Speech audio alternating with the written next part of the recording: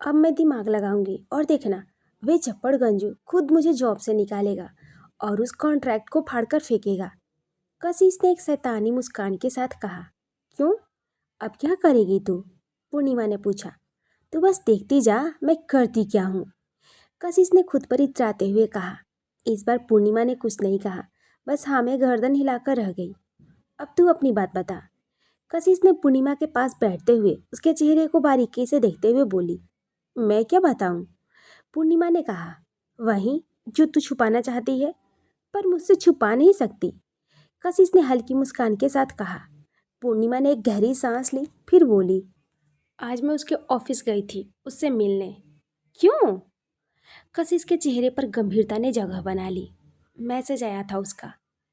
तो क्या तूने जवाब दे दिया उसका? नहीं, कल दूंगी जवाब। कल? कल तू फिर जाएगी उससे मिलने? नहीं, मैंने उसे कल बुलाया है, अक्षु के स्कूल के बाहर। क्या जानती है तू? तू क्या करने का सोच रही है? हाँ जानती हूँ। अगर कहीं उसने अक्षु को। कशिश अपनी बात पूरी कर पाती उससे पहले ही पूर्णिमा ने कहा। कुछ नहीं होगा अक्षु को, वही होगा इस बार जो मैं चाहती हूँ। कशिश ने कुछ नहीं कहा। थोड़ी देर दोनों रुककर नीचे आकर अपने कमरे में जाकर सो गई। अगले दिन अभयंग की car the little star school के बाहर आकर खड़ी हुई। कार की खिड़की का शीशा धीरे धीरे नीचे हुआ तो उसमें गगल्स लगाए हुए एक चेहरा दिखा, जो आसपास अपनी नज़रें घुमाकर किसी को ढूंढ रहा था, शायद पूर्णिमा को। लगभग 2 मिनट बाद ही उसे एक स्कूटी दिखी, जो कि स्कूल के मेन गेट से बाहर ही लेकर खड़ी थी। पूर्णिमा ने अपनी हेलमेट उतारा और दूसरी ओर देखा तो कार में बैठे अभयंग की और उसकी नज़रें मिली, पर जल्दी ही पूर्णिमा ने अपनी नज़रें उसके ऊपर से हटा ली। अभयंग भी अब कार से उतरकर उसके पास आ गया। वे कुछ बोल पाता उससे पहले अक्ष मामा मामा कहता हुआ पूर्णिमा के पैरों से लिपट गया। अभयंग को तो जैसे कोई झटका सा लगा। वे भले ही उसे प्यार न करता हो, पर उसकी खूबियों को देखकर उसने उसे अपनी पत्नी होने का अधिकार तो देना ही चाहता था। पूर्णिमा की नज़रें इस समय अभयंग पर ही टिकी थी। मम्मा, घर चले? अक्ष की आवाज़ से पूर्णिमा की नज़रें अभयंग से हटकर उस पर गई। पूर्णिमा ने एक नज़र फिर से अभयंग को देखा और फिर अक्ष के कंधे से उसका बैग अपने हाथों में लेकर अक्ष से कहा, आइसक्रीम खाओगे? अक्ष ने खुश होते हुए हाँ में गर्दन हिलाया तो पूर्णिमा ने कहा, ठीक है, तो जाओ अपनी पसंद की आइसक्रीम ले लो, मैं अभी आई। उसके इतना कहते ही अक्ष कूदता हुआ आइसक्रीम वाले के पास चला गया, जो कि उसे कुछ ही कदमों की दूरी पर खड़ा था। यह है मेरी पहचान, एक बिन ब्याही माँ की पहचान, और इसके साथ कोई किसी को नहीं अपनाता, आप भी नहीं अपना पाएंगे। उम्मीद करती हूँ आपको आपके सभी सवालों के जवाब मिल गए होंगे। पूर्णिमा की आवाज़ से अभयंग जैसे वास्तविकता में लौटा। पूर्णिमा ने अपनी बात कही और अपनी स्कूटी लेकर आगे बढ़ गई। आइसक्रीम वाले को पैसे देकर उसने अक्ष को स्कूटी पर बैठाया और वहाँ से निकल गई। अभयंग बस अपनी खाली आंखों से उन्हें जाता हुआ देखता रहा। फिर थोड़ी ही देर बाद वे भी निकल गया। पूरे दिन अभयंग जैसे किसी सोच में डूबा रहा। घर आकर उसने अपनी माँ को खाना खिलाया और उसके बाद दवा खिलाकर सुला दिया। उसके बाद खुद बिना डिनर किए अपने कमरे में जाकर कमरा अंदर से लॉक करके सो गया। हालांकि आधार उससे मिलने आया था, पर 1-2 बार नॉक करने के बाद भी उसे जब कोई रिस्पॉन्स नहीं मिला तो वे वापस चला गया। इधर अपने कमरे में पूर्णिमा और कशिश दोनों बातें कर रही थी। उनके बीच में लेटा हुआ अक्ष गहरी नींद में सो चुका था। अच्छा किया तूने, अब ये तुझसे शादी करने के बारे में सोचेगा भी नहीं, कशिश ने कहा। हाँ, पूर्णिमा ने छत को एकटक देखते हुए बस इतना ही कहा। पर पूर्णिमा, तू क्या सारी उम्र ऐसे अकेले गुजार देगी? आज अभयंग पीछे हट जाएगा, पर जीवन के किसी मोड़ पर कभी तो तुझे किसी के साथ की ज़रूरत महसूस होगी। इस तरह अकेले ज़िंदगी नहीं कटेगी, कशिश ने थोड़ी सीरियस होते हुए कहा। किसने कहा कि मैं अकेली हूँ? पूर्णिमा ने अपनी नज़रें छत से हटाकर उसकी ओर करते हुए कहा। तभी कशिश ने भी उसकी ओर देखा। मेरे पास मेरा अक्ष है, अकेली नहीं हूँ मैं। और रही बात ज़िंदगी की, तो वे मुझे काटनी नहीं, जीनी है। मैं जीऊँगी अपनी ज़िंदगी अपने बेटे के साथ। पूर्णिमा ने अक्ष को अपने सीने से लगाकर प्यार से उसके सर को चूमते हुए कहा। उन दोनों को इस तरह देखकर कशिश के चेहरे पर भी मुस्कान आ गई। अगली सुबह अभ्यंक जल्दी से ऑफिस के लिए निकल गया। इस समय सुबह के 7:30 हो रहे थे और ऑफिस में इस समय सफाई कर्मियों के अलावा और कोई भी नहीं था। अभ्यंक अकेला अपने केबिन में बैठा किसी सोच में गुम था। थोड़ी देर बाद उसने अपने असिस्टेंट को कॉल लगाया और कुछ बातें करने के बाद उसने फ़ोन कट कर दिया। फिर टेबल से अपनी कार की चाबी उठाकर वह तेज कदमों से बाहर निकल गया। दोपहर के समय पूर्णिमा स्टूडियो में अपने काम में व्यस्त थी। काफ़ी समय से उसके पर्स में रखा फ़ोन रिंग हो रहा था। अपना काम खत्म कर जब वे फ्री हुई तो उसने पर्स से अपना फ़ोन निकाला और वहीं चेयर पर बैठ गई। तभी फिर से उसका फ़ोन बजने लगा। पूर्णिमा जो चेयर के हेड से अपना सिर टिकाए बैठी थी, उसने अपना सिर उठाया तो फ़ोन पर पापा नाम फ्लैश हो रहा था। बिना देर किए पूर्णिमा ने कॉल रिसीव किया। वे कुछ कह पाती उससे पहले ही दूसरी तरफ से कुछ कहा गया।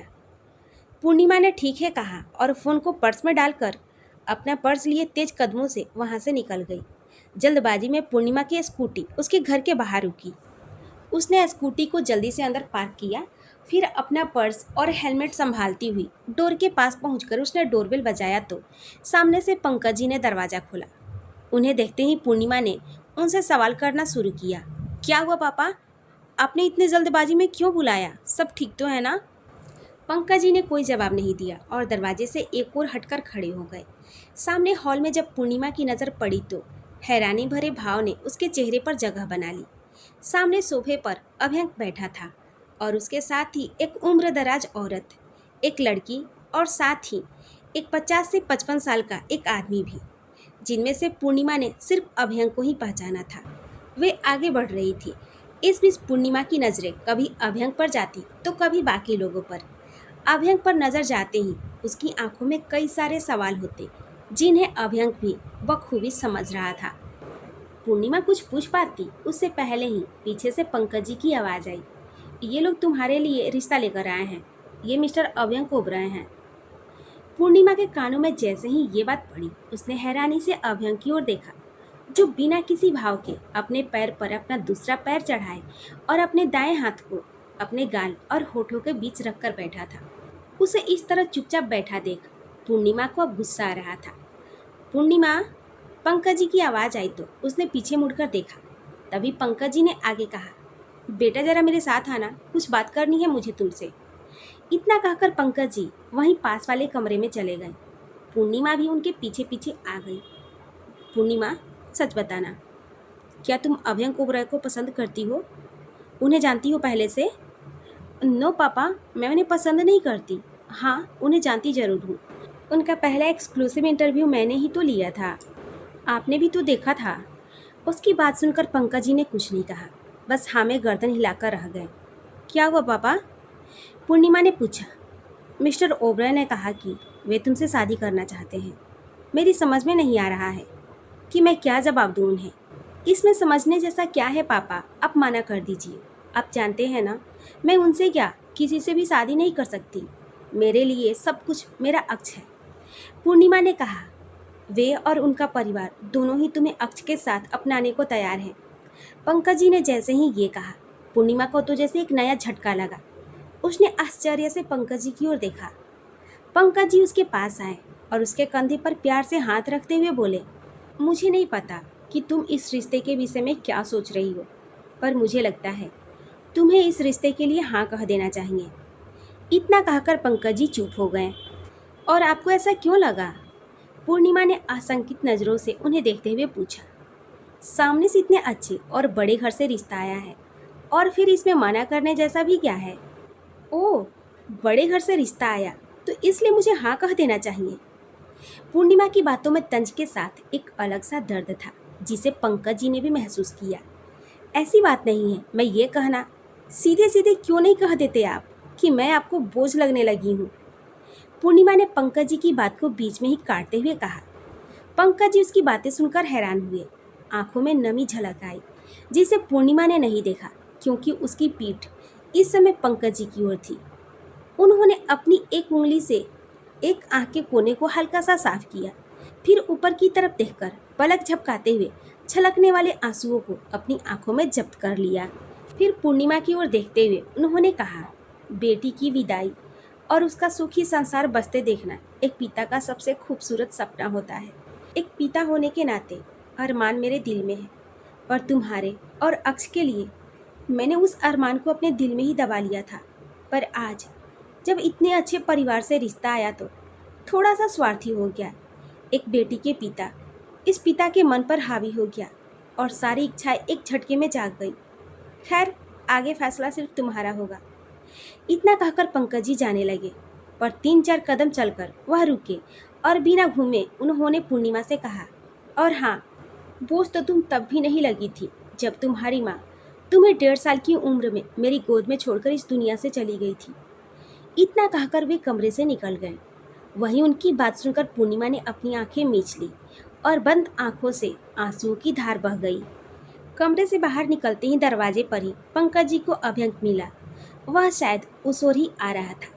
पंकज जी को देखते ही अभ्यंक ने बड़े आदर भाव से कहा, आई एम सॉरी, पर काफ़ी देर हो रही थी तो माँ ने कहा कि एक बार देखा कि सब ठीक तो है। उसकी इस बात पर उन्होंने बिना किसी भाव के बस हाँ में गर्दन हिलाया। अभ्यंक ने उनसे पूछा, अगर आपको इतराज़ ना हो तो क्या मैं पूर्णिमा जी से अकेले में थोड़ी देर बात कर सकता हूँ? पंकज जी ने उसकी बात सुनी और हाँ में गर्दन हिलाकर वहाँ से ड्राइंग रूम में आ गए। अभ्यंक कमरे में आया तो पूर्णिमा खिड़की के पास खड़ी होकर बाहर की ओर देख रही थी। मैं जानता हूँ कि बिना आपसे कुछ कहे सीधे आपके घर रिश्ता लेकर आ गया, पर आपके मन में अगर कोई सवाल है तो आप पूछ सकती हैं। अभ्यंक ने दरवाजे के पास खड़े होकर कहा तो पूर्णिमा ने भी जल्दी से पलटकर उसे देखा। उसकी भींगी आंखों को देखकर आगे बढ़ते अभ्यंक के कदम ठिठक कर रुक गए। अब अभ्यंक को समझ नहीं आ रहा था कि वह आगे क्या कहे। वे कुछ सोच पाता या कह पाता उससे पहले ही पूर्णिमा ने कहा, इस मेहरबानी की वजह? अभ्यंक समझ नहीं पाया तो उसने पूछा, जी? बिन ब्याही माँ के लिए रिश्ता लेकर आए हैं तो ये मेहरबानी ही तो हुई। पूर्णिमा ने फिर से सवाल किया।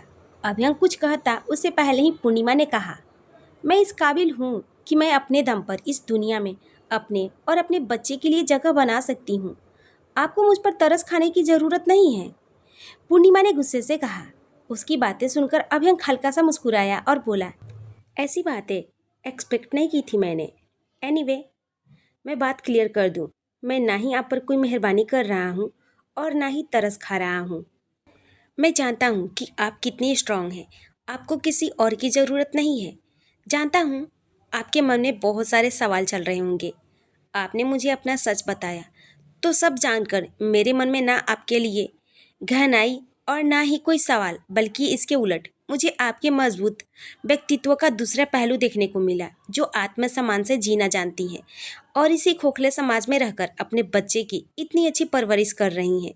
मैं आपसे कोई सवाल नहीं करूँगा, ना अभी और ना ही शादी के बाद, क्योंकि आपने तो किसी से प्रेम किया होगा और उस प्रेम पर सवाल मैं तो क्या भगवान भी नहीं उठा सकते।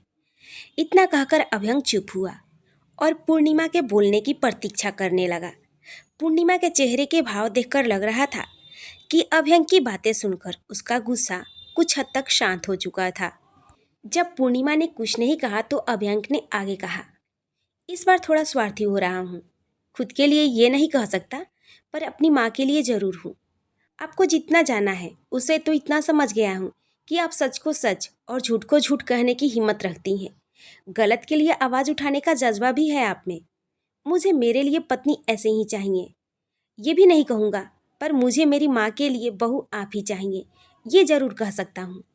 ये कहकर अभ्यंक चुप हुआ।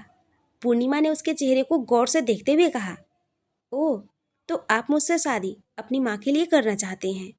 जी, अभी यही बताया मैंने आपको। अभ्यंक ने कहा, सॉरी टू से, पर आपकी विश पूरी नहीं हो सकती। मैं अपने बच्चे को नहीं छोड़ सकती। पूर्णिमा ने इतना कहकर दूसरी ओर घूम गई। किसने कहा कि आप अपने बच्चे को छोड़ दीजिए? मैंने आपके पापा से भी रिश्ते की बात की, पर ऐसा कुछ भी नहीं कहा। तो आप कहना क्या चाहते हैं कि आप शादी के बाद मेरे साथ मेरे बच्चे को भी अपनाएंगे? अभ्यंक क्या कहे उसे समझ नहीं आया तो वे चुप ही रहा। पूर्णिमा ने गहरी नज़रों से उसे देखते हुए कहा, किसी और के बच्चे को अपना पाएंगे आप?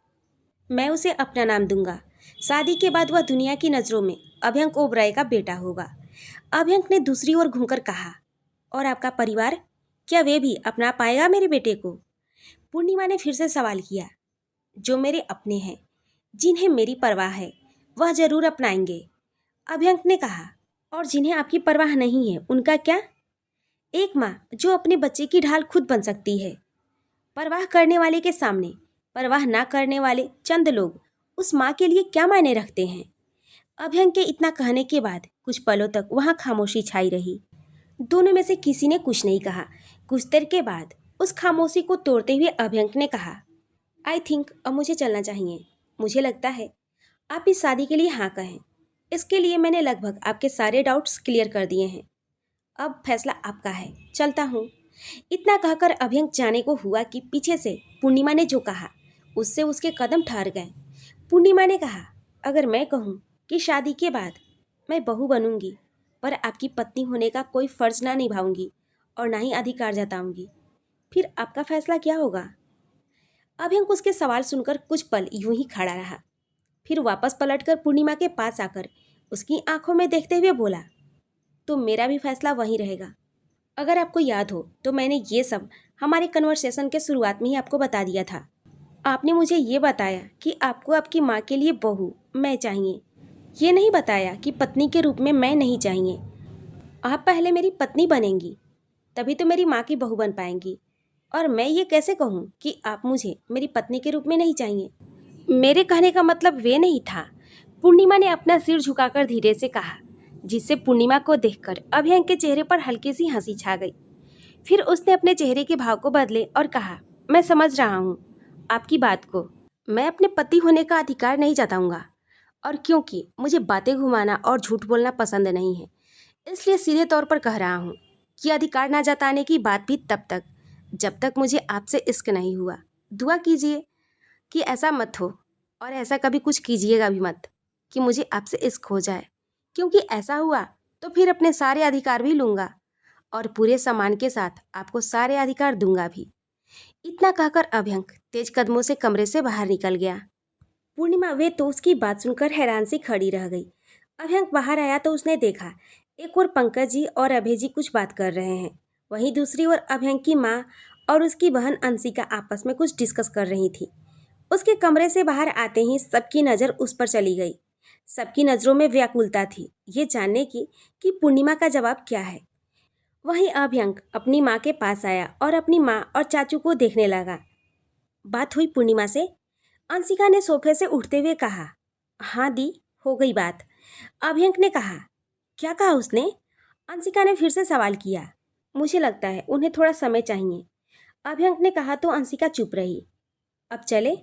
अभ्यंक ने फिर से चलने को कहा तो सभी ने हाँ में गर्दन हिलाया और चलने को तैयार हो गए। अभय जी ने पंकज जी के सामने हाथ जोड़ा तो पंकज जी भी हाथ जोड़कर खड़े हो गए।